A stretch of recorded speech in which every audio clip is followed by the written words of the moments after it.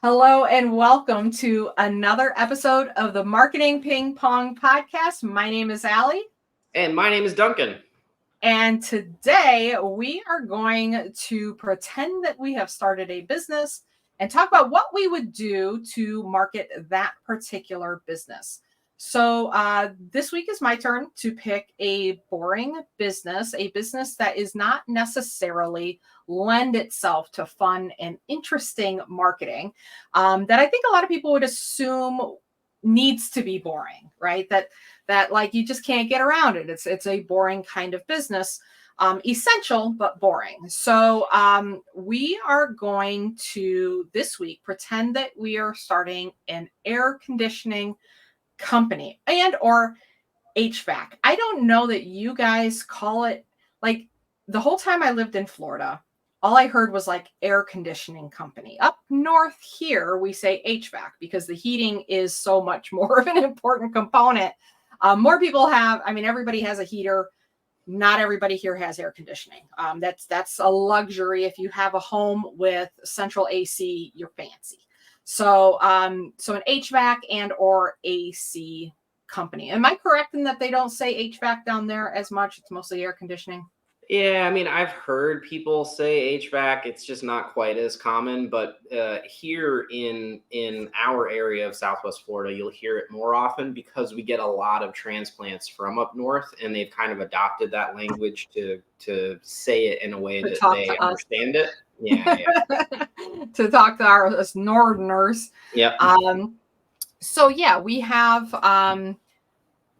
when I was in Florida and I started going to networking groups, the very first person that I really took some time to talk to was an air conditioning company. And I thought, like, it's a great business model, Southwest Florida, you do air conditioners.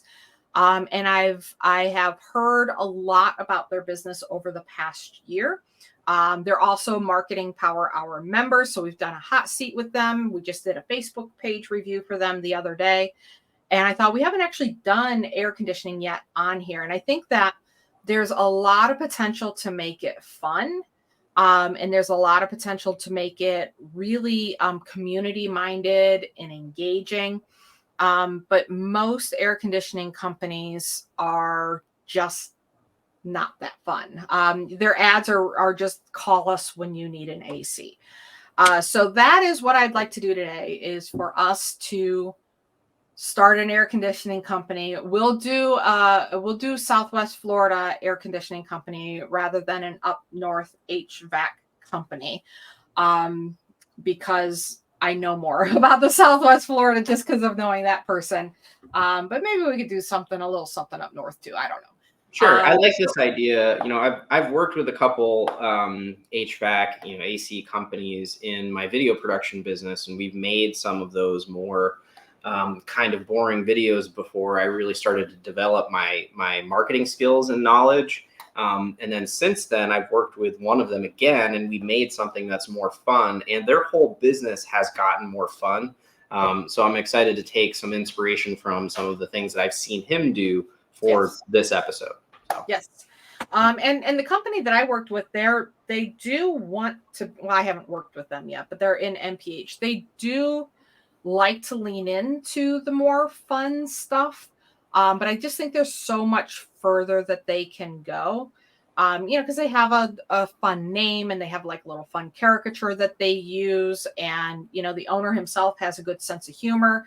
So it feels like that's the direction they want to go. But I just don't know that they even know that they can go so much further and while tying it back to the business. Mm-hmm. So that's definitely a challenge. I think that in all of the businesses that we have talked about through this podcast, that there's a danger of, oh, Allie and Duncan say to have fun, so I'm just going to be wild and ridiculous and all that, but not in a way that's going to actually get me more customers and get me more sales and get the right kind. We want attention, but we want attention so that people ultimately say, and yes, I would like to hire you, or I would like to buy from you. Yeah, it all has to point to the business. It all has to point to what you're doing, what you're selling.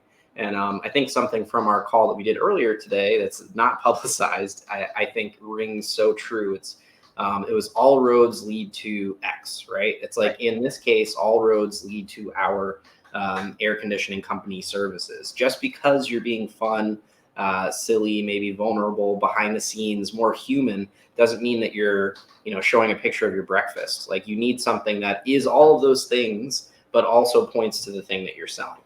Yep. Yep. Totally, totally. So yeah, and that's what I think a lot of people think of when I talk to clients, and I'll say, or I'll do presentations, and I'll say nobody wants to see a picture of your ham sandwich, and they're like, Yeah. well, how do I be personal? I don't want to share pictures of my ham sandwich. I don't want to share, pictures of my coffee and that sort of thing. And so there's a way to do it that it ties in with your business, that it doesn't just feel like here's the ham sandwich that I ate today, because that doesn't do anything. Yeah. But if you say like, hey, I was super busy this morning, I had like 26 calls, and had time for a quick ham sandwich break, and then I'm back at it because I love saving people money on blank, and I just can't wait to help you with the same thing. Like not exactly like that, but that's how you can take kind of that more personal side and drive it toward and point it towards your business. And it's the same with Yeah. the stuff. It's Yes. got to always relate back. Yeah, I just had one of my intrusive thoughts there, and I feel like I need to say it before it goes away. So I think it would be funny to do like a picture of a ham sandwich, but it's a piece of bread in between two pieces of ham and like mustard kind of rubbed on the side of it. And then everybody's like, "What is that?" And the caption could be like, I just showed up to a house where my competitor put in an AC, and it reminded me of this ham sandwich. So I wanted to make it to I love just give you that. an That's so example. good. Yeah, That yeah. is so good. That is so Ridiculous, good. dumb humor. That's like I love that. So Yeah, and so let's talk about that a little bit, because I think that as an AC company, trust is number one, right? And in a lot of those service companies, the home service type companies, trust is really, really important. And I think a lot of businesses try to create that trust by just saying, hey, trust us, we're trusted and our customers love us and they trust us. But I think that you have to take a step further for that trust. And part of it is calling out the competition in this yeah, case, especially in Southwest Florida, where there's so many fly by night by the seat of their pants. The HVAC company that we will have fix our AC here has been in business since before I was born. I've known of them since I was 5, right? yeah, And there's maybe 3 in the entire town. If I need HVAC, there's one of 3 companies that I call, and we can trust them all. But in Southwest Florida, it's a very different environment where it seems like just anybody can hang a shingle and say, yeah, I do AC work, and I can install a new AC, and you don't know whether or not they're actually going to show up, yeah, if they're going to finish the job, if they're going to take your money and run. You don't know if they're going to set it up properly. You don't know. So one of the stories that the AC company I worked with told me, one of the first stories he told me was that he quoted a customer something like, I don't know, $12,000 to install an AC. And he's like, oh, this other guy gave me a quote of, let's say it was 9,000, whatever it was. And he's like, if you can come down to 9, I'll hire you. And he goes, I can't come down to 9. And he's like, but I want you, but I want it at 9. He's like, I literally can't come down to 9. It's go with the other guy if that's what you need to do, but we guarantee our work, or whatever it was. So he goes with the $9,000 company. They install it and it doesn't work. mm, And it still doesn't work. And he has them come out several times. Finally, he calls this other guy who quoted him 12. And he's like, hey, can you come fix my AC? And it turns out they did something massively wrong, and it cost them an additional $5,000 to fix their yeah, problem. yeah, So it ended up costing him 14. So that when he told me that story, I'm like, that is what you need to be talking about. You need to call out this shoddy work, the bad work, the fact that this customer lost money because he was trying to get the cheap, right? He was trying to hire the cheapest contractor, and it turned around and it blew up in his face. So as an HVAC AC company, that is probably going to be my primary marketing tool, because every time they show up at these sites, there's a potential of a story. There's a horror story. Not at all of them, but there's at least the potential. Somebody's got a horror story Yep. about, like, we had these guys out here and they couldn't fix it, or we had these guys out and they said they fixed it and it didn't get fixed. Somewhere along the line, a problem has happened. And everybody reading your posts and reading your marketing, your emails, your posts, whatever it is that you're doing videos, can see their situation there. And we're all afraid of hiring that contractor that's going to make that big mistake. And if you're the one that calls it out and says, these guys made a huge mistake, here's what they did, here's why you should always check with us first, because we know better than to do X, Y, and Z, I'm hiring him. I mean, Yep. that story alone, when he told me that story alone, I'm like, why would I risk it? Yep. Why would I risk hiring anybody else when I know you guys are going to do it right?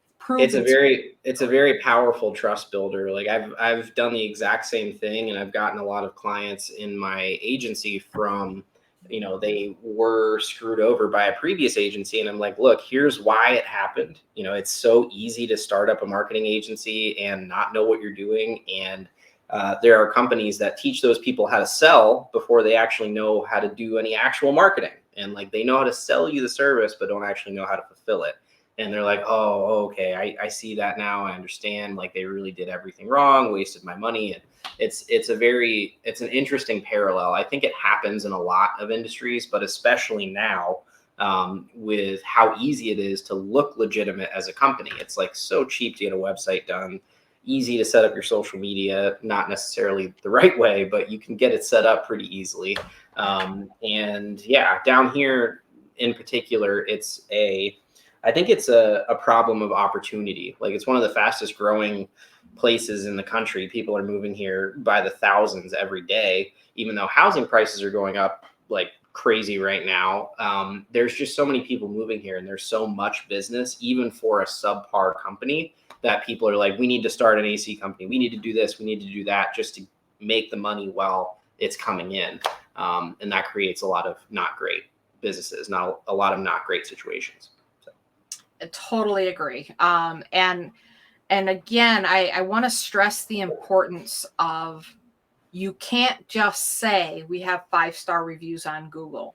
You can't just say we have, lots of great reviews on Facebook. You can't just share somebody's story of, oh, they showed up and they were very professional and we appreciate them fixing our AC.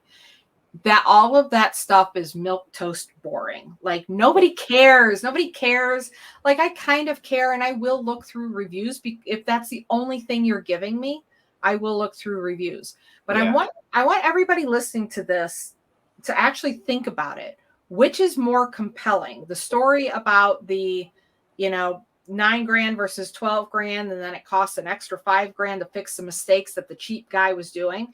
Because he called him out and he said, I don't know how he's doing it that cheap. I don't trust it. The legitimate AC company was saying that. And he's like, no, he can do it for $9,000. He can do it for $9,000. And it turns out he couldn't. And it cost him an extra $5,000. So what is more compelling? That me telling that story, or saying I have 5-star reviews on Google, or here's a couple of reviews that are just like, we really appreciate them. They were very professional and they showed up. And, like, okay, that's fine. There's nothing wrong with that. But the story is just so much more effective. Narrative is always, yeah, that's how people understand anything, really, is through the lens of narrative. And I think if you can tell, that's why people love entertainment so much, like books, movies, TV. It's like a good story is really what drives, I think, powerful emotions. And we know that's how people make decisions on what to buy, is through their emotions. And the best way to create an emotion is through a compelling story. So that's why Jesus taught in parables. Yeah. Like all the big ideas in this world have been conveyed by stories, parables, just a way to add narrative to it. And we talk a lot about business speak, and business speak being so boring. And it's because business speak just doesn't have narrative. It doesn't Yeah. have, there's no story there. There's no We're, substance. yeah, we are the #1 most trusted AC company in Southwest Florida. Yeah. Why? Yeah. Tell Yeah, me why. Tell me yeah, a thing that built that trust. yes. Yeah. Yeah. Tell me a story about why, how you became the most trusted. What was the turning point where people started to realize that you were the one to trust in the community, and how does it feel to you as the business owner to be that trusted AC provider? You know, is there pride in that? It's like, hit that thing from all different angles and tell the story of what it means to be that thing. And that's what people will connect with. I can see the headlines now. It's like, Allie Thompson says Jesus was the best marketer.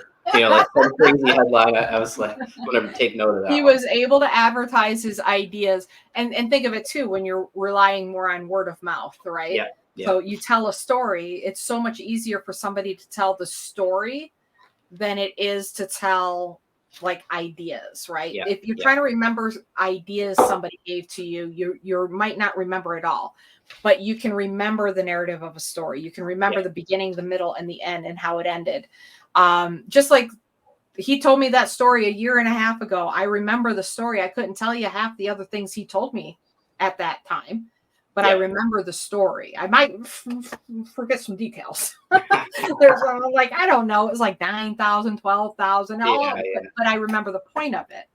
It ended up costing him more because he went with somebody who didn't know what they were doing and undercharged for the product. And if they would have just chosen the right company in the first place and paid the appropriate amount of money to get it done correctly, then he wouldn't have had the problem, and it would have actually cost him less money. So I remember the point of the story, which makes it that much more, that shows you the power of the story, is that I could remember the point.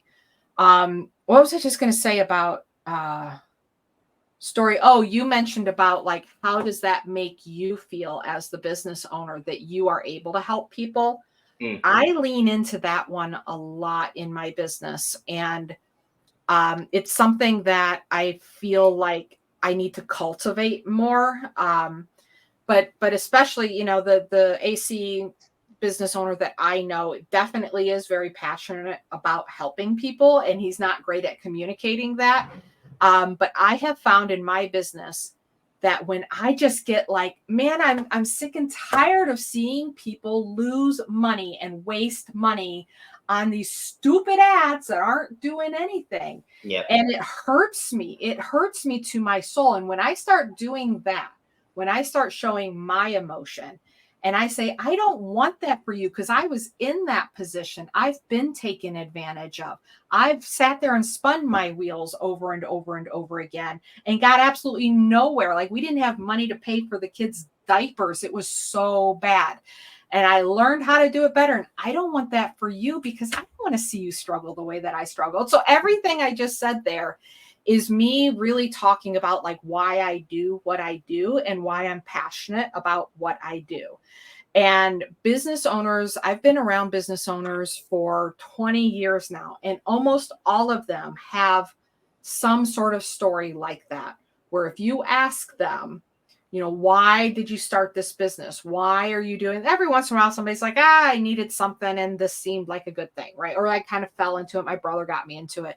But most of them, there's a driving force behind it. And I think when you are looking at a product that you are marketing that is a need, up here, heat is a need, down there, air conditioning is a need. Like you're not going to do well without heat or air conditioning, depending on what part of the country you're in. So when you have something like that, where somebody has to spend the money and it's expensive, and they're afraid of getting ripped off, and they're coming into this feeling insecure, overwhelmed, upset, right? They're bringing all of these emotions into it, and everybody's like, hey, call me. And you're like, because I've been there. I just don't want to make a mistake. Yeah.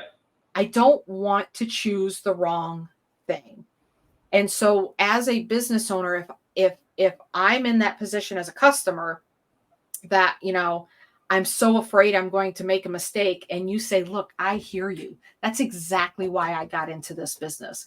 Yeah. because I was tired of seeing these fly-by-night AC companies take advantage of grandmothers that are on a pension when they should know better, right? They should know better. They should do better. And I said, enough. So I opened my own company and I decided that, the pricing that we're going to do is fair. But we're going to give you like payment options or whatever, or we're going to make sure we get it done right, because we just can't stand to see, we're not going to let you sit in a hot house for more than 24 hours. We'll install a portable AC if we need to, if we can't get to you, because we want to take care of you the way we take care of our own grandmother. Yeah. Right? That is so much more compelling than even we have the cheapest AC. Right. I think so many people get so concerned on price that they have to compete on price. But if I know that I'm being taken care of by somebody who actually cares and who's going, and of course you got to follow through on that. Yeah. But that they care that was always my thing. Do they care enough to do a good job? Do they know enough, and do they care enough? Are they going to be able to fix my issue specifically? Right. And when they approach that way, and you can feel it from them. And I heard, my friends say it several times at the networking meetings of, this is why we do it. This is why we do it. So when we needed help, who did we call? Because I knew that his heart was in it, but I've yet to see him say that publicly outside of his particular presentation in the networking meeting. So, I've heard him present maybe twice. And so I hear him say it and I'm like, yes, I appreciate that he cares about that. He was tired of seeing companies rip people off and he was going to do something different. Yeah. Yeah. Do something different, I think, is the really, I don't know. It's the thing that you said that I latch on to most. I'm always looking for like the little nugget, right? It's like, do something different. The thing that he's doing different is like actually being honest and reliable in a sea of businesses that are usually a little bit not reliable, especially down here. And it's, it can be hard to figure out what differentiates you, what sets you apart from the competition. And it's nice when in his case, it's nice when his reason for being in business is his differentiator, right? It's like he's landed on the thing that sets him apart without really even trying, because of who he is and what he wants to do for people. So yeah, that's one of the things that we're looking for all the time is how do we stand out? How can we be different? And I think he thinks he has his differentiator. I think he thinks his tagline and his name and his tagline are the differentiator. Yeah. And they're cute and they're fun. And I'm not saying it's bad, but that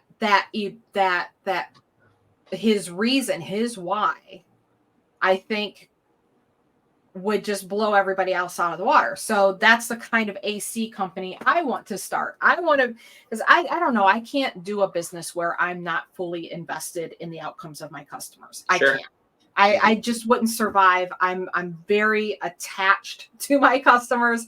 Whenever when I used to run the farmers market, I was like, I'm mama hen and you guys are my babies and I take care of you. And that's how I feel about my clients and my membership right now. I'm the mama hen and you guys are my babies and I will protect you. So if I were to start an AC company, I would have that, that would definitely be part of it, because I can't not bring that part to it. And I think that is such a competitive advantage. Like, it's heartfelt, but it's also, and I think that maybe, some people feel that it's sleazy, maybe like, well, if I'm saying it, then does it really make it true? But then you're not letting the people that you can help the most know that you're there to help them. Yeah, I want to go back a little bit to the thing you said about them focusing on their tagline and their logo and just kind of the overall branding and thinking that's the differentiator. It's like it's really just a thinking about it from the wrong starting principle. I think like within your brand, you need the thing that is your differentiator, and I'll explain what I mean, right? So like, there's the classic example of Domino's where they're like, we're going to get you your pizza in 30 minutes or less, or it's free. That's a huge, at the time, that was like a huge differentiator between them and any other pizza place.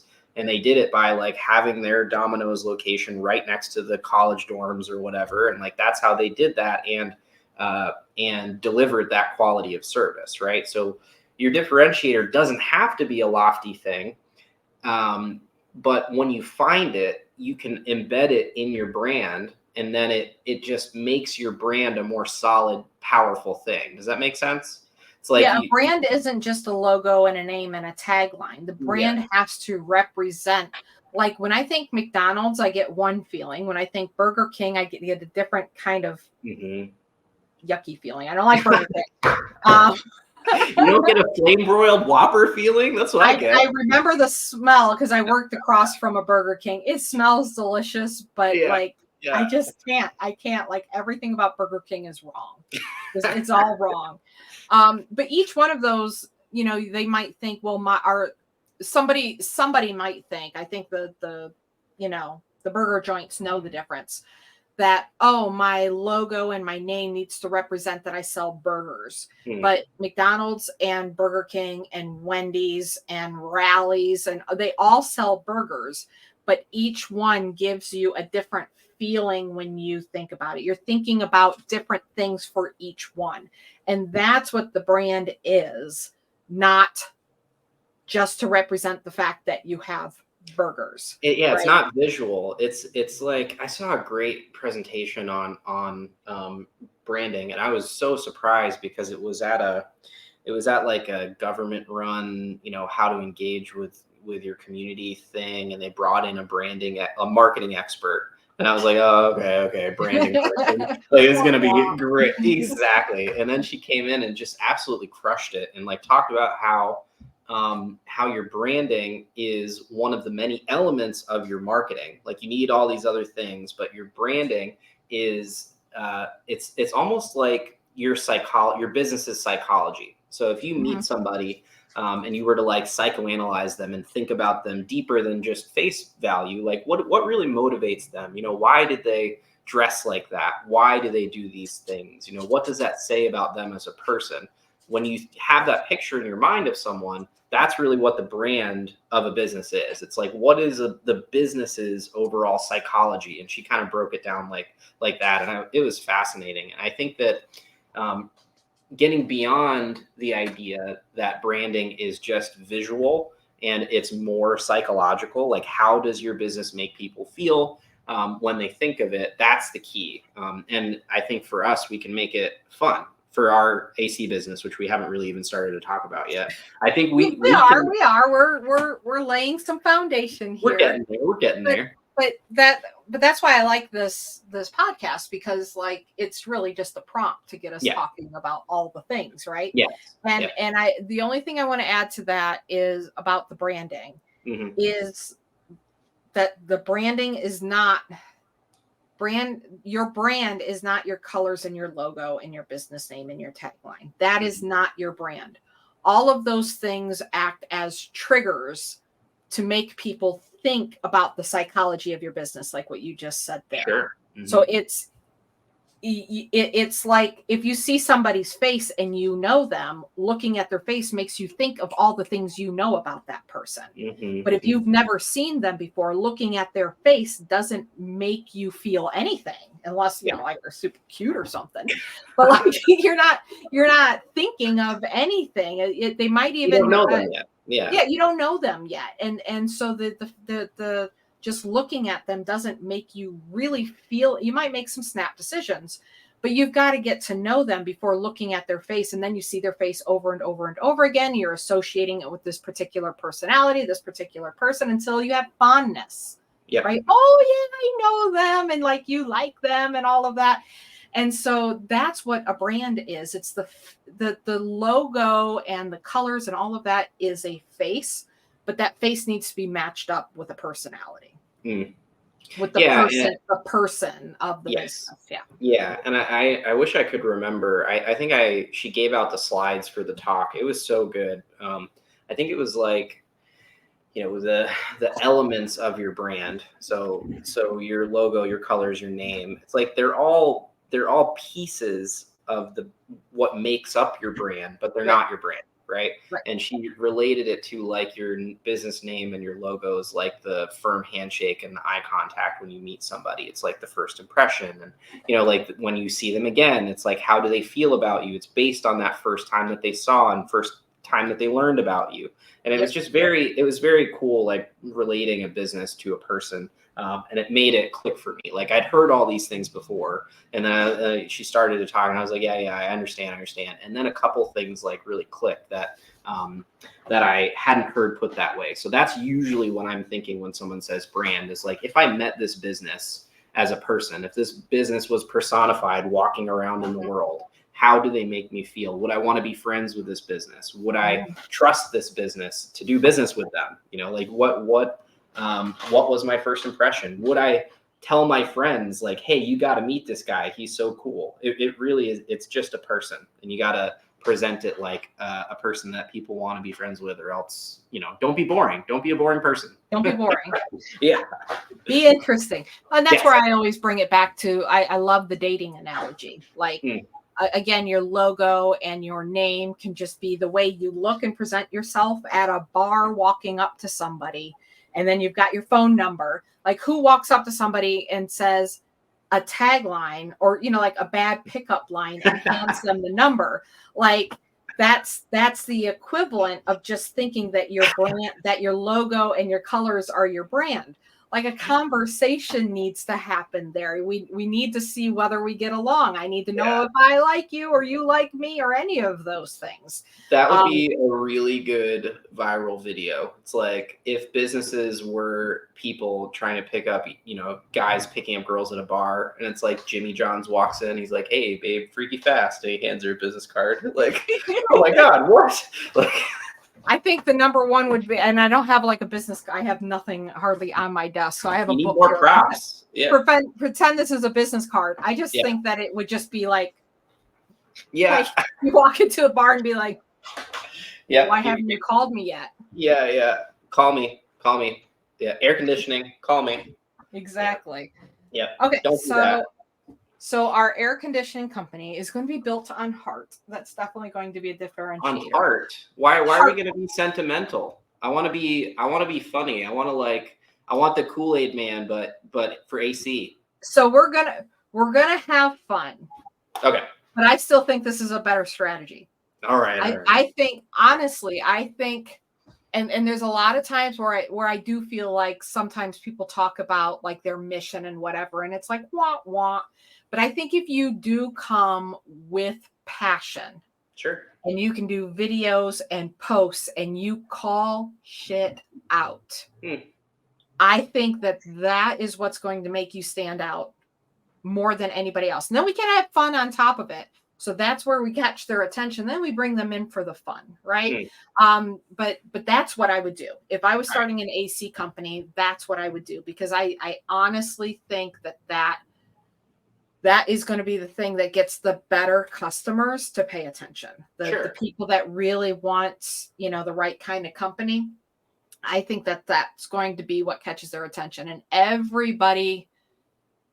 nobody does it. So it is different, but I just think it's really powerful, especially for a product like this specifically. I agree with you. I agree. And like, I've even suggested this to some of my potential clients, where it's like, it's easy in a market like this, especially, to call people out because there's so many of them that are not doing it correctly. And you can kind of weave in that humor into your messaging as well. Yep. Like, I'm thinking of a company, they do like American made cabinets, and they're just kind of we were doing a discovery call, and they were just kind of asking about what kind of videos I might recommend. And they suggested, I want to take a hammer, like a big rubber mallet, and put it through the back of one of these cheap cabinets that they install, and be like, this is what we just took this out of someone's house that was like rotting after 2 years to install real high quality American made stuff. And I was like, love that. Like, that is exactly right. Yes. Like, we need 52 more of those ideas, and we'll just film all of them, and it's going to be amazing. So that kind of stuff, you can weave in that call out and humor into the Yes. same type of video, same type of content. That's why I like the ham sandwich that you said. Yeah. Like a ham sandwich created wrong, and then say this made me think of the the AC we just had to fix after the other company. And I wouldn't never call out by name because I don't want to start that kind of nonsense and lawsuits or whatever could possibly come from that. So I wouldn't call out by name, but I would definitely say, a Naples area air conditioning company that is supposed to be reputable and show, and if you can show it, show what was wrong. It's hard with AC because none of us know what we're looking for at, right?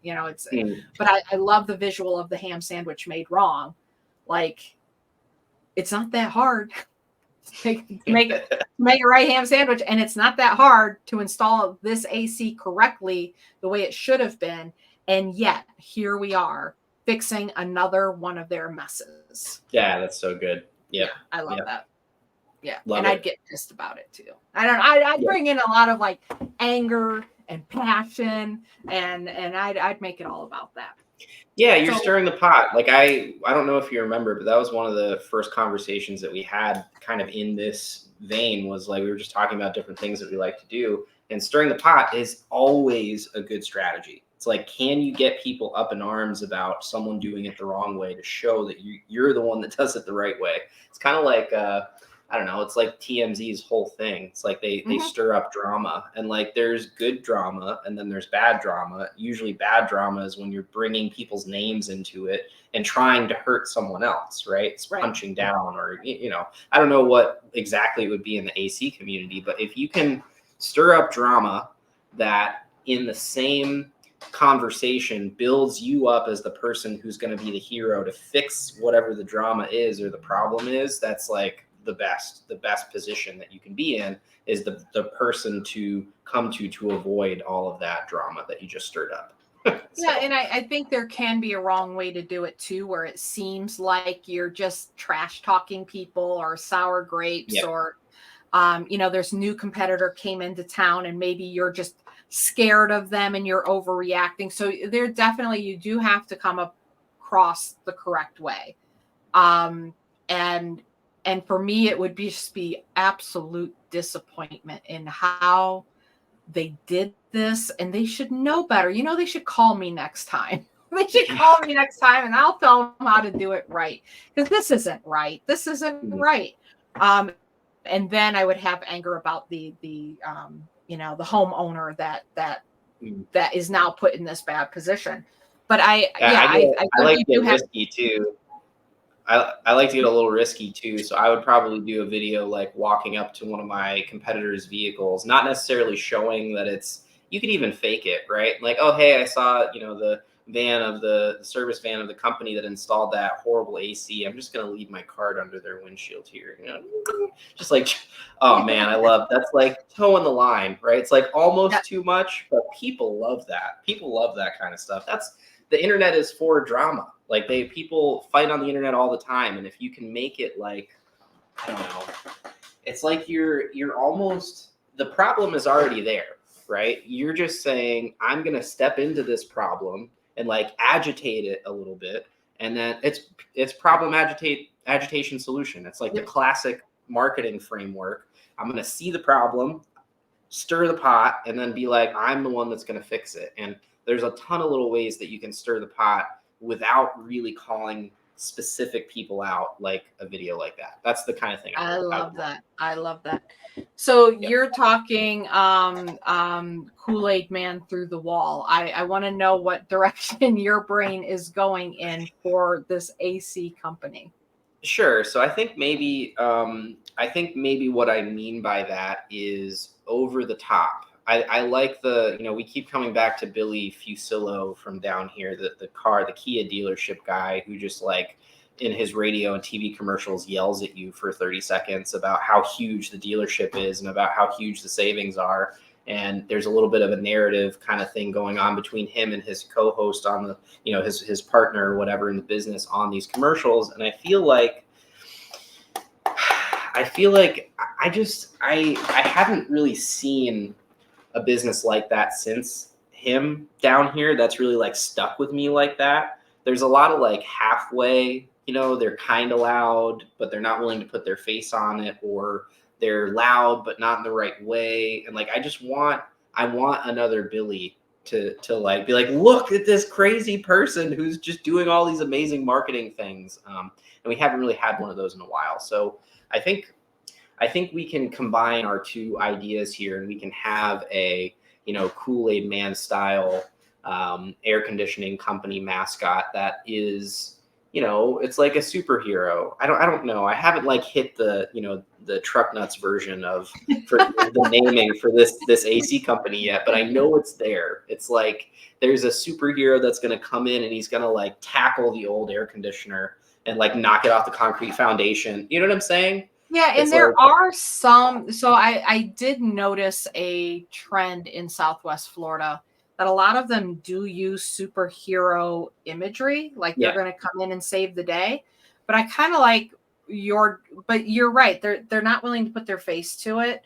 Mhm. They're not really committing to the bit. They're not They going to just put a superhero costume on and stand on top of an air conditioner. You know what I mean? exactly. Like, and like green screen themselves taking off into the air. Like they're not going to go that far. Like Yeah. you can go that far and be a little bit silly and ridiculous, We as long had as a it's nice. that made me remember. We had a guy here. It wasn't air conditioning. He sold electronics.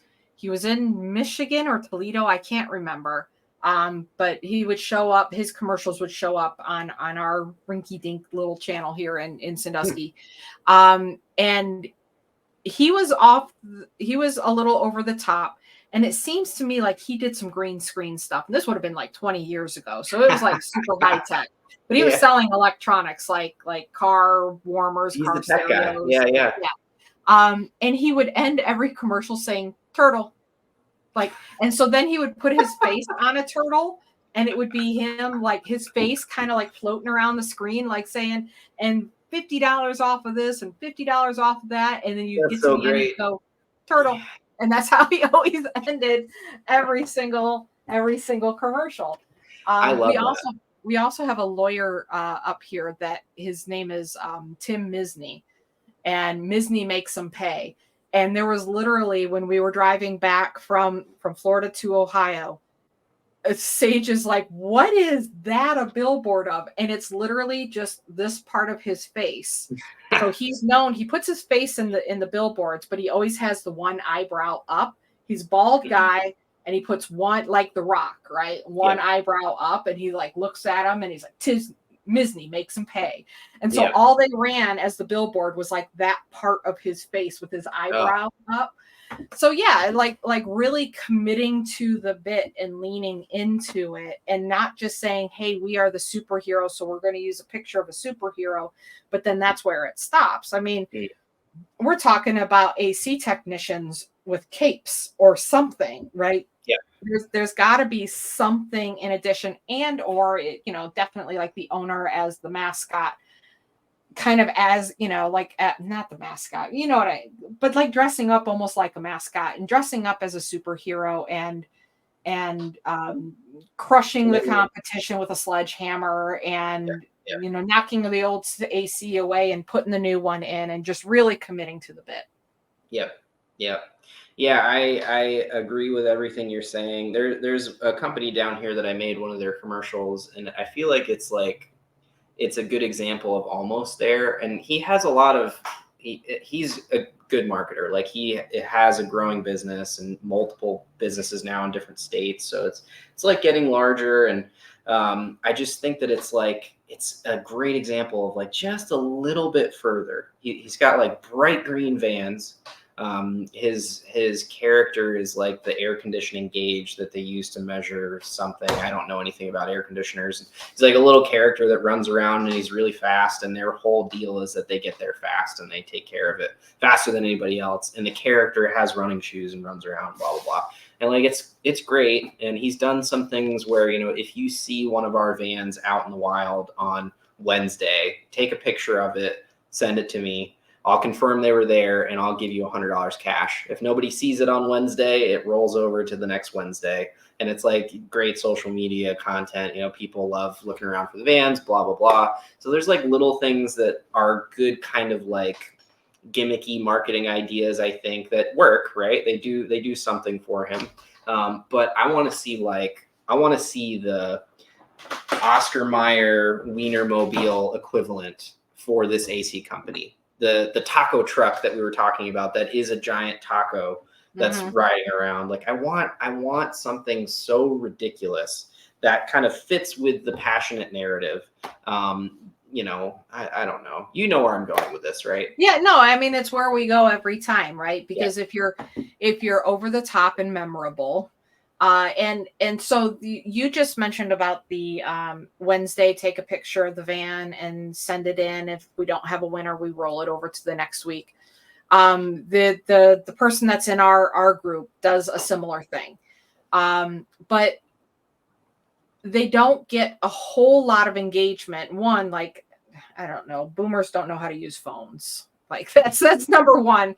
They don't know how to actually comment with a picture on the original post. Yeah. I've seen people in our networking group do all sorts of the wrong thing trying to enter this contest, and they just can't quite seem to get it right. And then the business owners don't quite know how to tell them how to get it right either. So they're like chasing around trying to find all these pictures. Sure. But the thing is you've got to have an engaged audience for all of those little gimmicky type thing. For that type of thing to work, the audience already has to be excited and engaging with you and looking for your content. Yep. You know, I teach my clients not to do a giveaway until you have a highly engaged audience that is having a ton of fun on your page. Yeah. Then you can talk about doing a giveaway. And, you know, the company, again, that was in my networking group, they gave away 2 ACs. And from what I could tell and from what they reported on it, it didn't do so well. Now, how could that not do well, giving away 2 brand new ACs? One was just how it was worded in the messaging. It needed to be written much more clearly. They needed to give just 1 AC away because they had 2 different criteria for each AC. Yeah, like, it's like this AC, it was like running 2 giveaways at the same time. So the messaging wasn't clear. Definitely could have used a lot of work on that. But on the other hand, their audience just wasn't engaged yet, meaning that Facebook's not really showing a lot of people this post. People aren't used to commenting on your posts. You haven't built up good algorithm juice in the groups in your area because you're not posting to it. So all of these little gimmicky things that people like to do, and you just said that other company is using, you know, like one of their thermometer, do I know that? Do I know that that's what it is? They know what it is, right? So am I engaged enough that the general public knows what it is you're doing? So you gotta, there's that foundation. We talk about this all the time. People are out there trying to grab tools. Ooh, this looks like a fun little tool, and we'll run ads and we'll do this and we'll do video. You know, people say to me, like, what about Instagram? Should I do Instagram? What about TikTok? Should I do TikTok? And all of it is, to me, so shallow. Like, the question they're asking is so shallow because they think that somehow the tool is the thing that gets the result. And gimmicks are just like tools, that they're great and they can work fantastic. But if you have no foundation to that, if you don't know who your audience is, you don't know how to talk to them in a way that they find interesting and fun, then you can do all the gimmicks in the world. And there's several other things, right? But you could do all the gimmicks in the world and it's all going to fall flat because nobody cares. You've not yet given anybody any reason to care about you. Yep. But if you go out and you're smashing up AC units with a sledgehammer as a super, to me, that's what I'm seeing. Like, they're smashing up AC units with sledgehammers. And people go, wait, what a minute. What are they doing? It's visually interesting. Yeah. Right. So what is it? ADA, right? Attention, interest, desire, action, right? You got to catch their attention and their interest before you're ever going to sell to them. And all of these companies want to hop over the first three: attention, interest, desire, and just jump to action. I just want you to take action. Just call me. Just call me.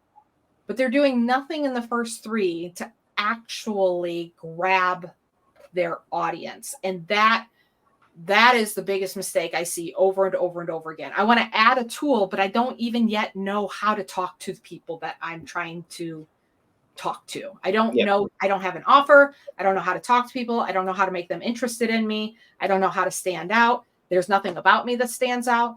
The number of business owners I've talked to that I said, what makes you different? And they're like, nothing.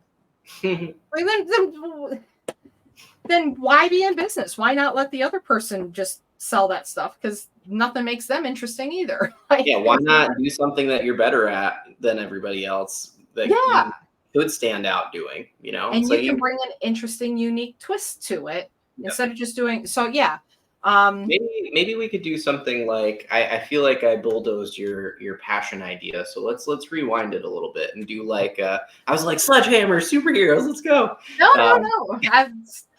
That's why we do this, Duncan, and we're trying to sort through all of the ideas. Sure. So let me just rewind a little bit here. Let me just reel in the caffeine a little bit. And I think it might be an interesting idea to do like a video series that's like HVAC confessionals, where you say, hey, we're really sorry that you're in the situation that this other company put you in, because there's all these fly-by-night companies, and you explain the situation to them, and you allot a certain amount of these per year, right? So like this company that we're talking about was willing to give away 2 air conditioning units, right? And that didn't really do well for them. So here's a way to give away an air conditioning unit, but turn it into a positive. So I would say to this person, lucky you, we choose 2 people a year, 4 people a year to give a free air conditioning unit and just fix the problems that a bad company set up in exchange for you sitting down and doing an interview with us, talking about your experience, going through that negative experience with that company, and then us providing the solution for you and how that actually, helped you change your life. So it's like literally someone telling the story of getting screwed over by one of these companies, and then how you came in and saved the day and fixed it. I think that might be something interesting that would feed into that strategy. I like that a lot. And you could almost have it like if you could get enough interest on that, because there's got to be a little bit of a hoop, right?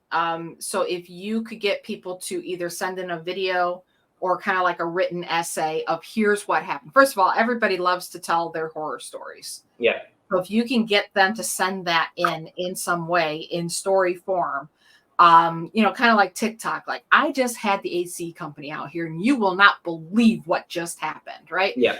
You could get that on video and or like a written essay, and then you pick like the best stories, like, oh my gosh, this is like the absolute worst thing we've ever heard. And then you actually hire a video production company. I think this would be a good time and place for video production. And you hire a video production company to do the interview and everything, and then they get the free AC because they had the worst story. They had the biggest horror story. I mean, you got to find ways to make sure that it's genuine and they're not making stuff up and that sort of thing. But I think you would vet people just like you normally would, right? So like if they call you and are like, hey, here's a situation, and you go out and do your inspection or your free estimate or whatever, like you'll see that the job is messed up, and that kind of qualifies them in that way. And then you can have that next layer of, hey, would you mind, here's this opportunity, would you mind submitting your story to us in written form? And then you can kind of go through it from there and explain the process. But that first layer is like, you're literally going to be out there looking at the unit. I probably wouldn't advertise for this. It's like most AC companies down here have the volume that I think they would have some people to choose from pretty regularly, but that's a guess. I don't know if I would advertise either, but I would almost do it as like a, hey, I don't know if you know this, but every quarter we give away a free AC unit. And we choose them at the end of the quarter. And if we choose you, we actually refund you your money. I would maybe go that way. Cause like trying to pick the winner and who would be the winner. I just look at the logistics of it. It would be kind of funky, but like if Yeah. we choose you, we would refund you the amount, and then we would have you on this show and da da da da. Is that something you would like to enter and get 100% refund? If you're chosen, you get the 100% refund, and That's then a good idea. kind of Yeah. do it that way. Yeah. When you said something like air conditioning confessionals or something, my mind immediately went to like somebody in a velvet coat sitting in a Yeah. wingback chair in Yeah. front of like an Smoking old a pipe. smoking a pipe saying, "Let me tell you." In front of an AC unit. Yeah. I've got a tale to weave. I love that. I actually recorded like a series of 3 or 4 videos like that during COVID that I never did anything with because I watched them back. This is probably we're not going to edit this episode at all, so I'm going to just leave out the part that I shouldn't say. Let's just say my smoking jacket was a little bit too revealing, and I was like, my Facebook account would get shut down if I posted these, but they were so funny. They were so funny. So that's a great idea, and I'm probably gonna steal it for my own business, and I'm gonna record some of those. So funny. Yeah, I love that. Yeah, I love that. I'm actually planning on creating a TikTok that is just Allie rethinks everything, where I just sit down and I say all the things I've already rethought, but then talk about things that I want to rethink. Love it. It's like what about my life should I be rethinking right now, or what in society should I be rethinking right now? That would actually make me get TikTok and start using it. You would be so happy. Oh my gosh! Yes. I would love to see you on TikTok, Duncan. There's so many videos I want to share with you, and I can't because you're not on TikTok.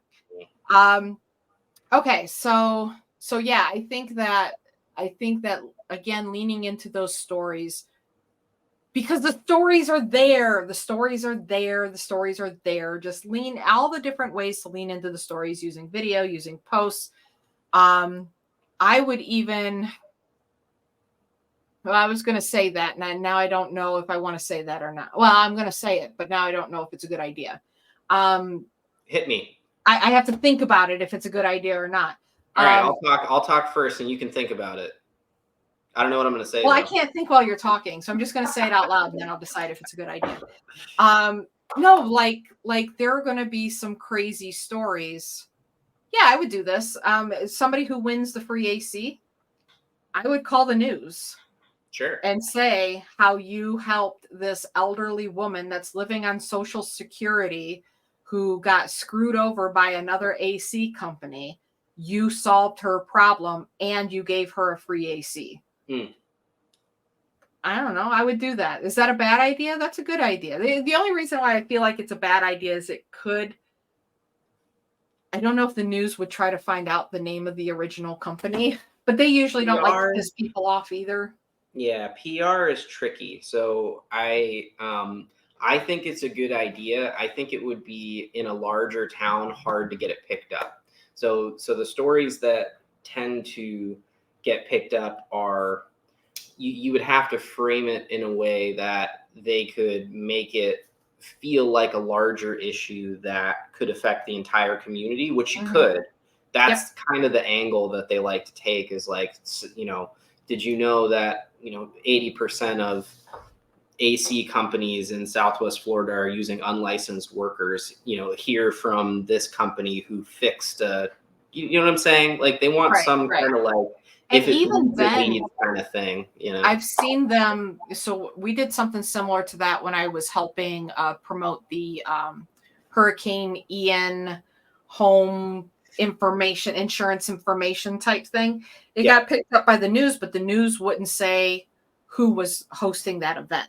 Just that there was an event going on. They wouldn't pick up. Now here in Sandusky, all I had to do was sneeze and I'd be in the paper. We did banned book week, and we put all the banned books on display. We did so many different things. And the farmer's market too. Anytime I wanted to be in the news, I have to sneeze and it's right here. And I almost can't talk.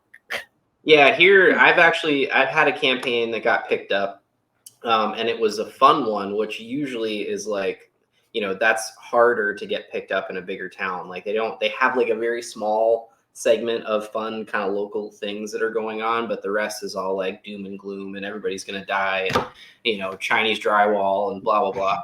And like, and I was surprised that it got picked up, but that's the whole thing to me that we always talk about it being impossible to ignore. Like, do things that are just crazy in some way, crazy good, crazy, I don't know. Yeah.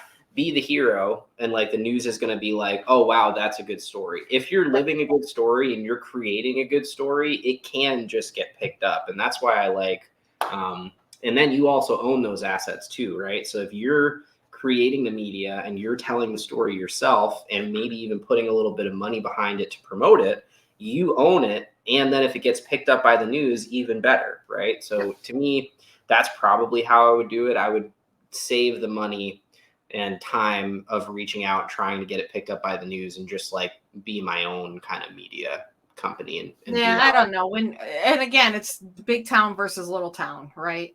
Here, it's just an email, like I'll send an email and I'm like, hey, this is what we're doing. And they're like, cool, we'll send a reporter down. Like they're so hungry for something to talk about when, you only have 26,000 people, however many it is that lives in the town.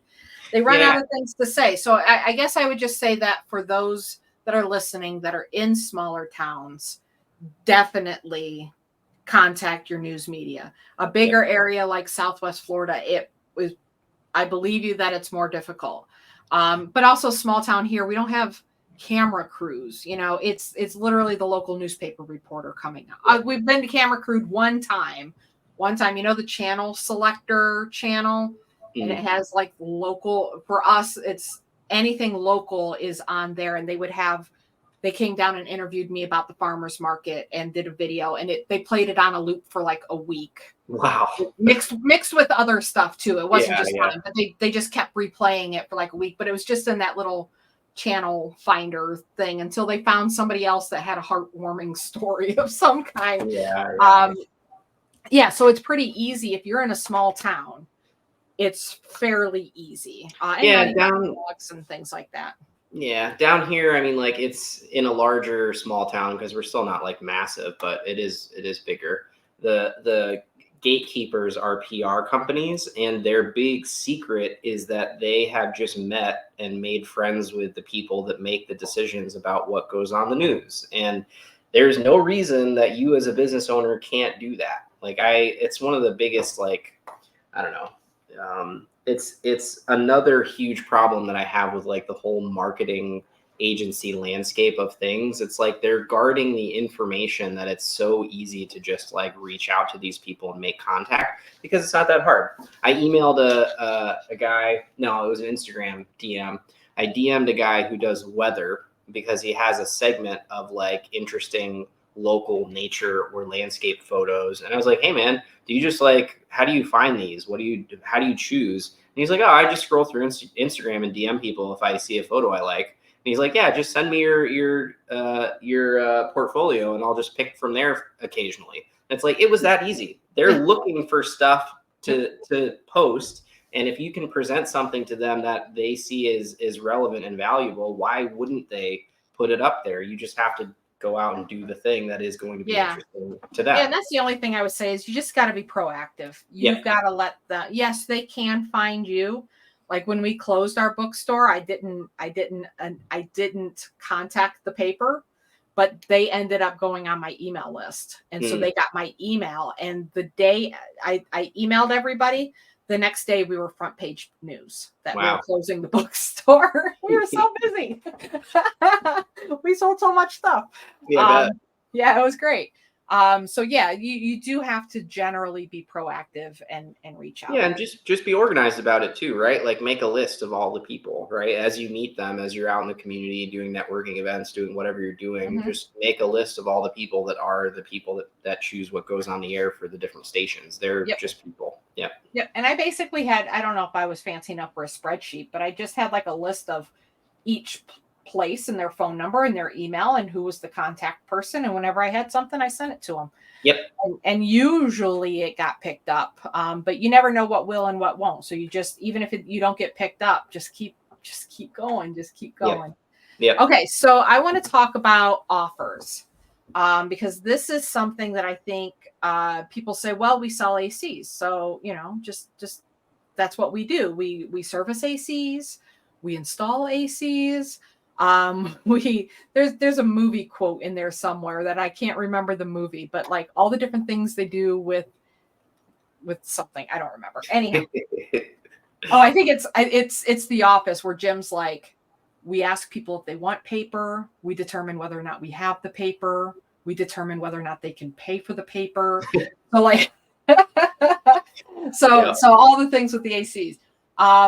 So again, I think a lot of people miss the mark in not having an offer and simply saying, for all your air conditioning needs, call XYZ. Yep.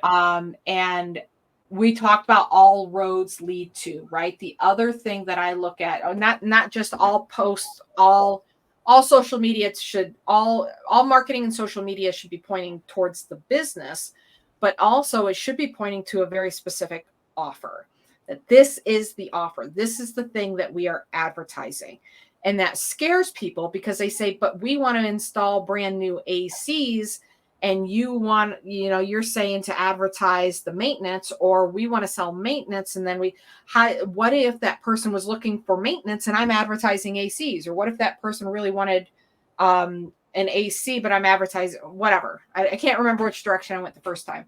But you know what I mean? So people get a little freaked out at the idea of offers. And in my AC business, in our AC business, I would lead from the heart. And then I would also, all roads point back to some sort of offer. And I think, and I have heard it from our AC friend, the person that we know, that he doesn't like this approach because, all right, so let me just explain it. So a lot of AC companies will offer like $19.99 to service your AC. Reason why they do $19.99 is because they're going to find something else. Now he doesn't believe in that offer, and I think he's doing right and wrong at the same time. I can't call him right or wrong either way on this because I think he's doing something really right, but I also think he's being short-sighted on it. So he tells people, he goes, think about it. For $19.99, I can't even send a guy to your house for $19.99. By the time I pay him, pay the gas, have whatever we pay on the vehicle, insurance, all that, I'm spending $60 just to get him to your house and back. Right? So why do you think they're doing it for $19.99? Because they're looking for a problem that they are then going to have to fix so that you're paying more. He's like, we charge the full amount because we're not looking for a problem. However, danger, they get out there, they find a problem. Like we had our AC serviced and there was $600 worth of problem there. Like even though I had that company do it, they still found problems. And it can feel like, hey, you told me you weren't going to do that. Right? So I think there's a wrong there, but I also like that he's calling the other company out. I think other companies out. But I would say like a $19.99 for maybe your first service that will come out and service your entire AC. For new customers, we will service your AC $19.99 just so that we can introduce ourselves. Kind of like what we were talking about on our call earlier today, that like a bribe to try, kind of like I'm bribing you to give us a try to see whether or not we are the right match for you, that sort of thing. But they're gonna find something to fix. They're going to find something. And then if you do it only for first-time customers, then you have the follow-up. Maybe it's $99 after that, right? Because you're now an established customer, it's only $99 after that. And you get all these perks. And then the guy I know does the like the Cool Club, right? It's a membership that they're paying for, I think yearly or twice a year, something like that, where they get their maintenance already scheduled in advance so that the unit is always in good working condition and that sort of, so Yep. you don't have to remember to call them and that sort of thing. So what do you think about that? I like it. I'm going to be instituting something similar in my own business soon for podcasts, basically studio rental for a really cheap rate for a full day. And the idea is similar in that the hope is that they will also pay us to edit the episodes and to produce the episodes if they want somebody here monitoring everything, making sure it's running correctly, intros and outros for the podcast, music, et cetera, et cetera. And it's like, you just need, it doesn't have to be slimy. It doesn't have to be like a bait and switch gotcha thing. You can be upfront about it. And I think that it taps into the same kind of passionate about calling out the people that are doing it wrong thing that you're trying to do, that he likes to do. And it's like, look, this is how they're able to afford this offer. This is how I'm able to afford this offer. This is an easy way for us to establish a relationship, to show you that we are the company that you can trust. And that's why we're doing it this cheap. Hopefully we don't find anything, right? Everybody's AC could use a tune-up, which costs X amount of dollars. But for us to come out and just take a look and see if it needs anything, this is why we charge this much money, so that we can establish a relationship and a trusting relationship with you. You could present it that way, or you could shift it. You could shift the offer and I don't know, maybe include a few more things and make it slightly more expensive, so you at least break even on sending somebody out there, right? It's like, if you can break even to acquire a customer for like a lower kind of entry point thing, and then be there for them when they need the more expensive thing, that's all we're really trying to do. Right. So however you need to structure that it makes sense to you and aligns with your brand, right? And bringing everything back to full circle to the brand. If your brand is based on trust and being the trusted company, you don't want an offer that's a little bit slimy from the get-go, because it will give the incorrect impression of your business, right? There are businesses that do a good job that also have kind of slimy bait and switch offers up front. It's a thing that happens a lot in our internet marketing kind of circles. It's like a $4 thing, and then you're going through a sales funnel that tries to sell you on a $300 product by the end of it.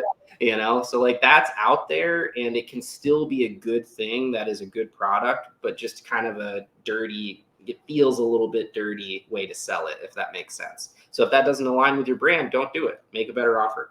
I think that you hit the nail on the head, and I think you solved the whole problem. Transparency, honesty. Yeah. If I say, hey, look, it's I still pay my guys and everything, it's going to cost me a little bit of money to send somebody out there, but we want to earn your business. We want to meet you. We want to see how we can help you and serve you. And if there's not a problem with your AC, I guarantee you we will not tell you there's a problem if there's not a problem. But if there is a problem, I don't want you in the middle of August getting stuck with no AC. And so if we see that there's a problem, we're going to let you know about it, and then we can talk about the correct things to do to fix it, so that you're not caught off guard with maybe a more expensive fix in the future. It can get worse, and it can cause this other problem. So I think if you're 100% transparent, like I would do a whole sales letter. I'm imagining this in like a local magazine, having a whole sales letter of we will service your AC unit for only $19.99, and here's why. And then I would do a whole sales letter, Gary Halbert style sales letter, just like being a completely open book about it, and why we're doing what we're doing, and what the guarantees are on it. And obviously we can't do this for everybody all the time, or else we would go bankrupt. But for new customers, for this month, I mean, you could do it like that it expires. This is what we're willing to do in order to earn your business. And as far as like the break even stuff, I don't even worry about breaking even, because that customer is just the customer a customer paying you $20 is a valuable customer, right? Because that now is somebody that has already experienced doing business with you. that is the most valuable lead you have, is that person that just got the $20. Yeah. So you got paid $20 to earn that relationship, to be able to market more to them. But Dan Kennedy used to always say, he who spends the most money to acquire a customer wins. Mm. And so if you can make it free might feel cheap. So you got to be careful. And maybe you do a free offer at some point in time in the future. I like the $20 because it's a little bit of skin in the game. You get people that are a little bit more serious on that end. Yeah. But they are free that's a whole other promotions. But if everything you did led back to that $20 offer, everything you did led back to the $20 offer, then there's always something for them that is low risk to take action on. Yeah. And if they're so used to seeing that from you, and they're reading your sales letter, and they feel like they can trust you, and they call and say, hey, I've been seeing your offer for the $20 service, but I think I need a new AC. Is that something you can help me with? When it comes time to them needing an AC, they've seen you so much that they're like, I think they could help me with my problem, even though it's like the landscaping deal that we've talked about with our friend that's the landscaper. Like, she's got a $3,500 re-landscape your lawn, and they're like, yeah, cool, but can we spend more money with you? Like, we need a much bigger job done. Can we hire you for that? Well, yeah, sure, I guess you can. Yeah, if you want to give me more money, that's fine. I guess. So it leads into those bigger relationships. And I would use the service, we'll come out and we'll check it out, service for $20. We're doing this to establish a relationship, be 100% honest. That's what I would do. That would be my marketing. All roads lead back to that. It would be the landing page of the website. So when you go to the website, instead of having a list of all the services that person offers, it'd be the home of the $20 AC. Why can't I keep that service? I can't keep it in my head. Yeah, like AC, $20 AC tune-up, something or other. Yeah. $20 AC tune-up. Yeah, I like the all roads lead to, I saw something that was like an integrated voice campaign that was talking about like everything. You should have your one core offer, and every piece of marketing material that you do is saying the same thing, leading to the same conclusion, leading to the same conversion, as opposed to having multiple different products that you're trying to sell and different ways that you're trying to sell them. It's like, this is our message. We are the home of this thing.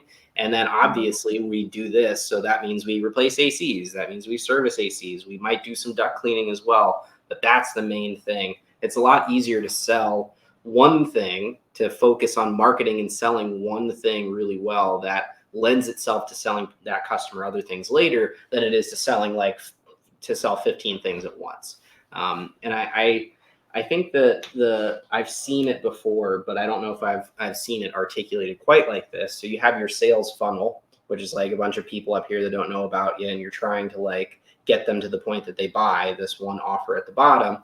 And then there's like your purchase funnel. It's like they purchase this like little offer here. That's not the end of their journey as a customer, right? So you have all the retargeting, which is like, how do we get them to come back and buy? And you can have more expensive products down the line that you're trying to get them to purchase when they're ready for it.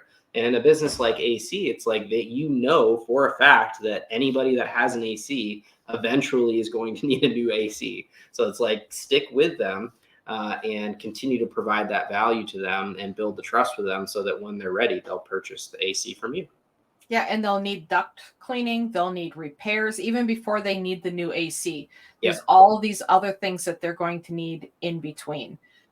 So yeah, I think I would definitely lead with that kind of offer, especially in Southwest Florida, and especially if you can explain why the $20. Yeah, it's like when they want you to come in and do like a $10 oil change, but then they're like, half your car is falling apart, and you feel like they're just selling you stuff that you don't need. You got to be open and transparent about it. And if you have a company you're leading with heart, then they're going to believe you. Then just like, hey, it's a cheap oil change or whatever. Yeah, and our friend with the AC company, we were talking recently on one of the marketing power hour calls. I think that's where it was, about the owner of the company potentially going out to his customers' homes or potential customers' homes, and I think you could probably tie something like that into this offer as well, where it's like, you're, as the business owner, the hope is that eventually you're going to have like employees that you send out to do the work, and you can kind of work more on the business than in the business. And I think this would be a really neat way to work kind of on the business, right? It's like, I am a part of this core offer. I'm going to come out to your house as the owner of the company to build that trust with you directly. And again, like, you can only do a certain amount of those, but how cool would it be to like see the superhero in the cape smashing the AC with a sledgehammer, and then him turning the camera and be like, for $20, I will come to your house and see if your air conditioner needs to be treated like this. Me, you know what I mean? It's like some element of the owner of the company actually being willing to be a part of this offer and building that trust, attaching his name and face to that trust, and going to some of these $20 AC tune-ups, I think would be a really good idea. Come along with me while I go out and do a $20 why am I air conditioning service tune up? There we go. Let's just say tune up, because like the service, like it's not coming to my brain. Sure. I go do a $20 air conditioning tune up, and then he goes and like, hey, Mrs. Corso, it's really great to see you today. Oh, yep. You said that, it's been a while since you've had this tuned up. We're going to get right to this. And it's like a little show. Yeah. And then you take them around and say, okay, we're looking for this here. And I almost like the fact that it being on camera is again showing your hand and showing behind the scenes and say, see this pipe right here? We want to see that nice and clean. Look, she's done a great job at keeping that clean. And so that's not something we're going to have to worry too much about in the future. So that looks really good. And then check this out. And we do see this thing right here. That could be a sign of trouble to come. So that's something we're going to want to keep an eye out. When we come back again, we'll make a note for her to double check that, because, after with the wind and the rain and the sun here, that can start to corrode. And it looks like it's at the beginning of that. Don't have to touch it now, but we're going to keep an eye on that. Like, that would be so transparent. And you'd have like this little short, by the time you edit it down, it's what, 60 seconds, 120 seconds, something like that. Yeah. Just this short little kind of like, come along with me as we go tune up, do a $20 tune up.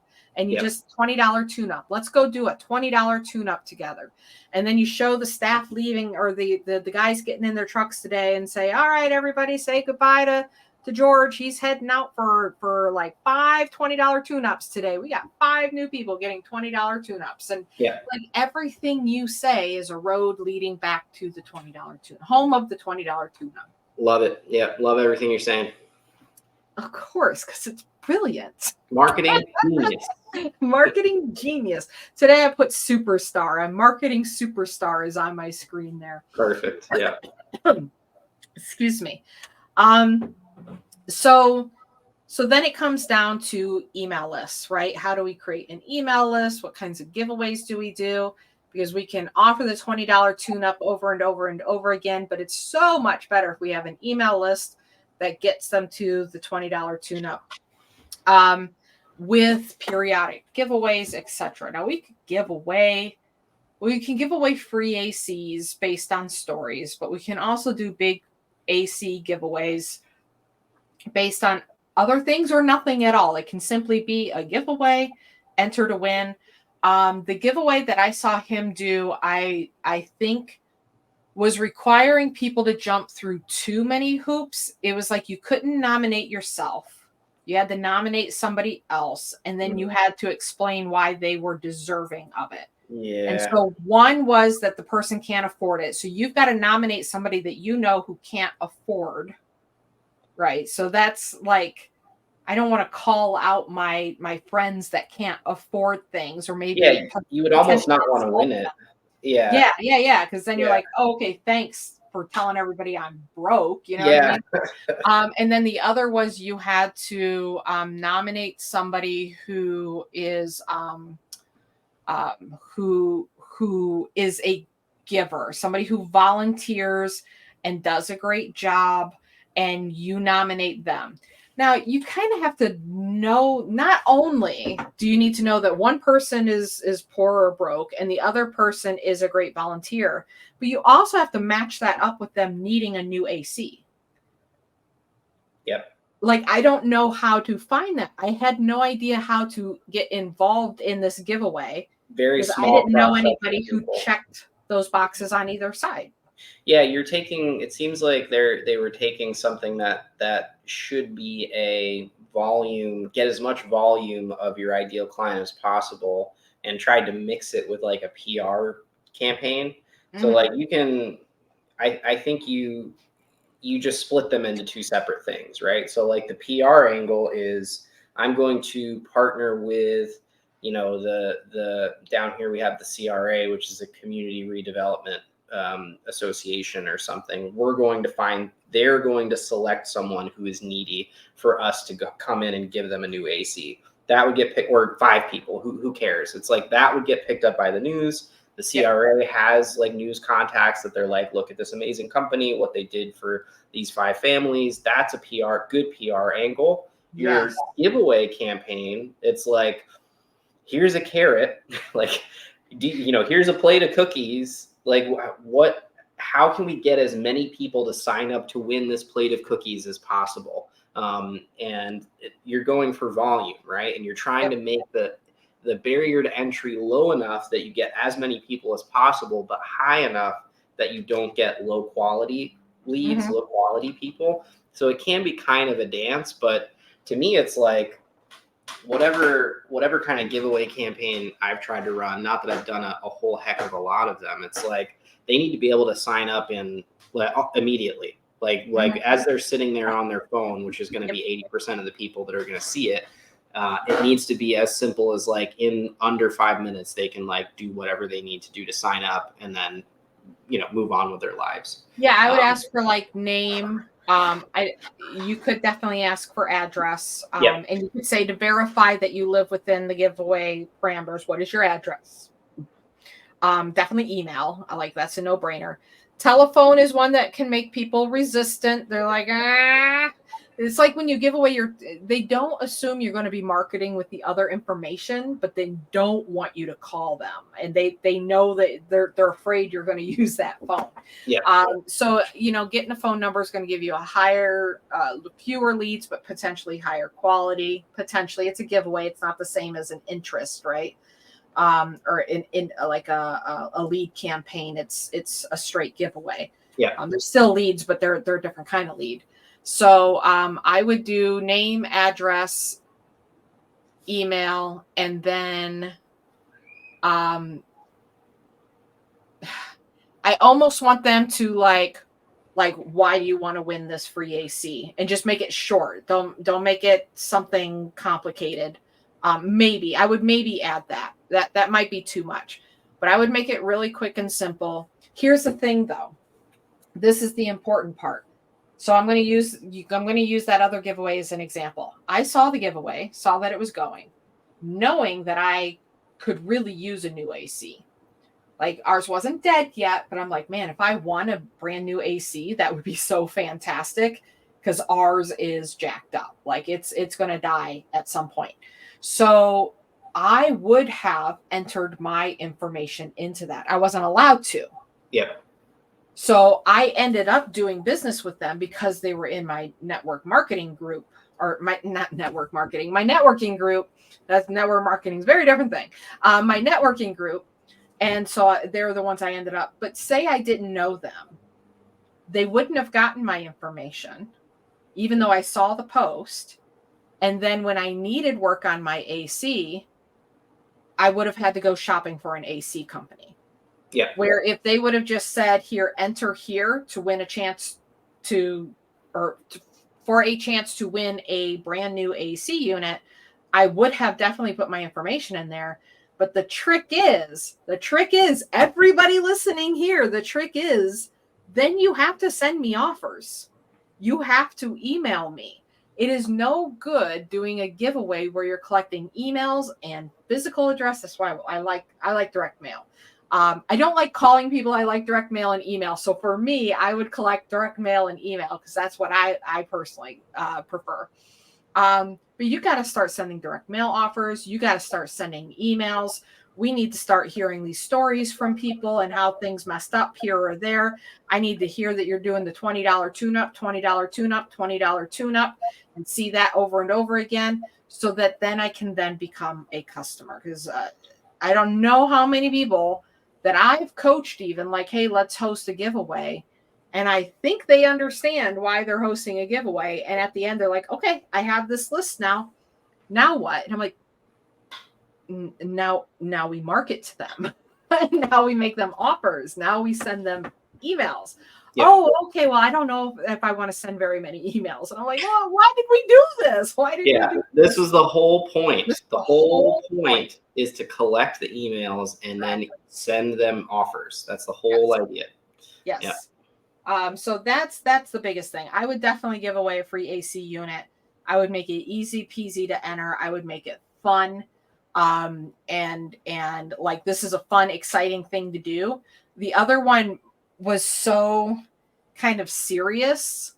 And I agree with you 100% on using a nonprofit. They should have totally just hooked up with a nonprofit, because the nonprofit's already vetting the people who need it, right? Yeah. You don't know who needs it and who doesn't need it, but the nonprofit already knows. And so you can just work with the nonprofit, but then you give away a free AC to the general public to get 10,000 emails. Yeah. You know, ads behind that. And just like we talked about when we did a hot seat last week with the grooming practice owner, like, if you had every dog owner's email address in your market area, how could you not grow if you're sending them emails? Yeah. And if you are an AC company and you had every person who had, which is everybody in Florida, like every homeowner that has an AC, right?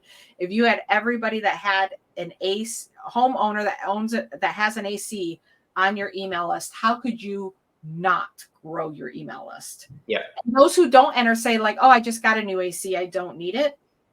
They don't need a new AC. They're going to want service or whatever, but this giveaway is going to give you a ripe pile of people that are like, yeah, I could really use a new AC. And one person out of 10,000 is going to win the new AC. 9,999 other people still need a new AC. They just raised their hand and said, yes, I really think I need a new AC. How could you not convert a percentage of them just by having their email and leading with this super cool thing? Yep. Yeah. 100%. Love that.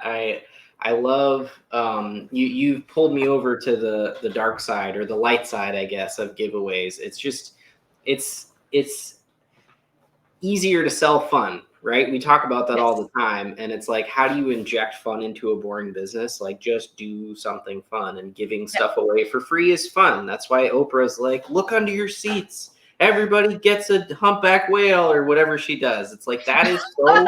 Humpback whale? When should we be giving those away? I don't know. But it's just fun, right? Like, you take something that is kind of boring, like AC, and you make it fun. You say, you're intentional. I'm going to have fun today by doing something fun for my area, for my community, for my potential clients, and then actually have fun with it, right? I think a lot of businesses and a lot of business owners are kind of like, and I understand why, they're kind of like gritting their teeth and like really trying hard to figure out what's going to work. And they're like trying this thing, and getting discouraged when things don't work. And like, I get it. It's that roller coaster of emotions when things work, when they don't work. And I think it's like, everything gets a lot easier when you start to have fun, when you like choose to have fun, because people can feel that. People get those signals from you. If you're enjoying your life and having fun operating your business and doing that in public, people will respond to that in kind. So. I totally agree. And we could get into, I know that we're pretty much out of time, but you know, there's so much that we didn't get to, like customer appreciation events, and things that we can do even with the staff, and having events and taking care of the staff. And, you know, we've talked about that before, and that I think that our friend that's the AC company owner. I know he does stuff for his staff. And I think he also does like on their anniversary customer appreciation tour. I think those are all really, really great things. If you could, what AC company hosts a party for their customers? Yeah. Like that's a no-brainer. That's a no-brainer. And it is just not that expensive. And he prides himself, on getting a lot of word of mouth referrals. And I think that's great. We need to talk about this more in maybe a dedicated podcast on the subject. But for me, it's a red flag when somebody says I get my majority of my business from referrals and word of mouth, Yeah. because then you have no control over your business at all. Like it's Sure. great that you're getting that, but that should be gravy. That should not be the base of your business. Yeah. But you can do things that are designed to get you more referrals, and a customer appreciation event is exactly that kind of thing to do, because then they're coming and they're eating your food and they're shaking your hand, and oh, I got to meet him, face to face, and he's the guy from all the commercials and all of that. And then you do door prizes and giveaways and games and whatever at the event. Make it fun. Set up a stinking carnival in your parking lot. Something just that's fun and interactive and interesting. And catch people's attention. So I think there's so much more that we could talk about that we don't even have time to talk about here, because the boring businesses are always the most interesting businesses. Yeah. Yeah, and on the topic of running out of time, I think that's all made up. Like we make our own. We do as long That's as short as we true. want. We talk for 5 hours, Allie. Whatever you want to Okay, do. go for it, Duncan. What else do you have to add? No, we should. I'm excited about our fun business that we're going to record. Okay. Yeah. So get out of here with this AC stuff. All right. It's almost too easy. The AC company's almost just too easy. There's lots of videos telling stories. Boom. Yeah, done. and it's like, especially down here where, down here and up there where you are now, it's like heating and air conditioning. I love the idea of selling something that is a need. It seems like it would be such a relief to sell something that everybody just needs. And that you don't have to convince them that they need. Yeah. God, I would love that. You and I believe that every business needs marketing and needs to understand marketing. I do believe that what we're doing is a need, but nobody else thinks it's a need. And so it's almost like watching somebody starve to death because they don't know they need food. Yeah. But everybody needs, if you live in Florida and you lose your air conditioning and it's July, August, heck, April, September, and you lose your air conditioning, it's a need pretty darn quick. And same with up here. If it is 10 degrees outside and you lose your heat, we're not negotiating. I'm not like, now tell me exactly why I need a heater. I don't think that's something that I should have to have in my home. Yeah. And that sounds like a luxury that everybody needs it. And I love what you say, because just kind of that relief of just they need it, just sell it to them. Yeah. That's probably one of our biggest need businesses, because landscaping, that's a want, right? There's all of these things that are wants, but man, this is such a need. Yeah, there's another one down here too that's it's on the border. I worked for a company that installs water filtration systems for the water softening systems, and that's in some areas down here you need it because the water coming out of the tap is brown from whatever limestone and sediment and all that. So you have to have it. And then there's all the service on the back end. And then there's the high end, high ticket stuff like whole house RO units and blah, blah, blah. And they said the same thing. The guys that own that business were in the hospitality business before, which is the exact opposite. They did hotels and some other stuff. And they were we're just happy that we're in an industry that we don't have to convince somebody that they should come use us, right? Everybody needs it, and we just have to do a good enough job and they didn't really do any paid advertising either. It's we just have to do a good enough job that they'll tell their neighbor and their neighbor tells their neighbor and blah, blah, blah, blah, blah. Because everybody needs it. But don't rely on referrals. And I have seen, to your point, where a business will say they're relying on referrals, but they actually have some sort of built-in referral program that is reliable, right? Yes. So it's like Yes. there's a I difference. totally agree with that. Yeah. Yeah, big difference between just relying on word of mouth and having a referral program that, if I do these things, it will produce this amount of referrals. And you can track it, right? You can track it. If I put, 10 people into this program, I'm going to get 3 referrals a month from those 10 people or 20 people or whatever it is. So you just know how many you have to put in and the output. It's trackable. Yes, totally. That was my main source of business last year. And I didn't really even do too much of it. I could have done a lot more. And I've fallen off a little bit now and I've seen it, right? It's now I've gone from having a consistent, repeatable system to kind of having one and not really paying as much attention.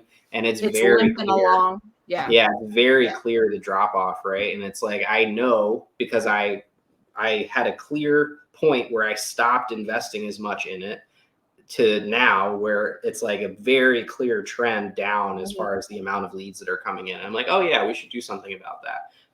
Knowing that that's where they're coming from. I know that that's where my leads were coming from primarily. So when something changes, I can say that's what's going on and I need to either invest in that or figure out a different source of leads.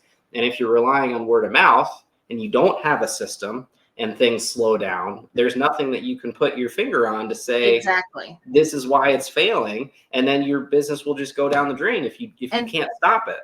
And there's no systems to add the gas to, right? Yeah. So you've got to start a system from scratch because it's not okay, we have this system going, you have a system, but you've kind of pulled back and you're not paying as much attention to it. If you need to make money, you can add gas and get it going again. And you're not starting from stopped, right? Yeah. And a lot of these guys, the first time they think about marketing is when all of a sudden those referrals dry up and they're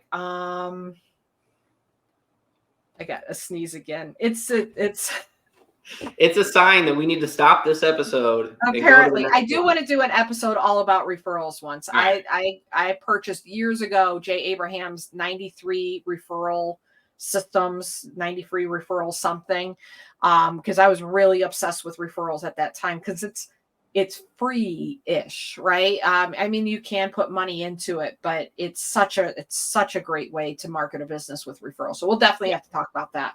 So, intentional referral systems. Yes. So I think that we covered everything that I want to cover. Did you have any last words? You turned it around on me.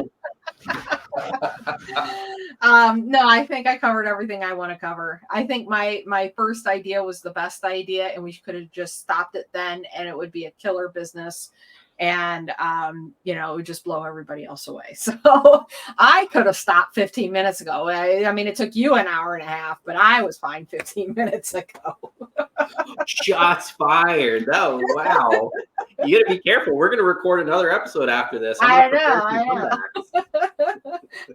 All right. Well, thank you everybody for listening in on our fun little discussions. Duncan and I have a good time talking about these things. But what I love even more is hopefully inspiring you to start looking at your business with fresh new eyes, really starting to pay attention to your marketing and what you can do to stand out, be different, have fun, make your business interesting to your audience, make offers to your audience. That's all huge. If you have any questions or you want us to take a look at your marketing or even your Facebook page, you should join our Facebook group. It's called Marketing Ping Pong. You want to make sure that you're following the group, not just the page. You can follow the page too, but join the group. You don't follow a group, you join a group. I got to get my terminology right. Join our Marketing Ping Pong Facebook group. You can also like our page, also called Marketing Ping Pong. But when you join the group, you can ask questions in the group, and Duncan and I are there to answer the questions. We have both just gone through a move. So if you're listening to this soon after it was recorded, it's going to look a little empty in there. But normally we post in the group, each of us several times a week. just sharing different marketing ideas and strategies, and even a little kick in the butt from time to time that we all need. So we'll see you back here for our next episode, where we're going to be doing what I think is a really fun business, but I think I'm most excited about it because I'm like, ooh, this is fun, but then I hit a ceiling of like, but where can you go with it? Like, how far can you go with it? And so I want to expand my thinking by having a discussion about this even further. So, Duncan, I will see you in the next episode. Bye. Bye.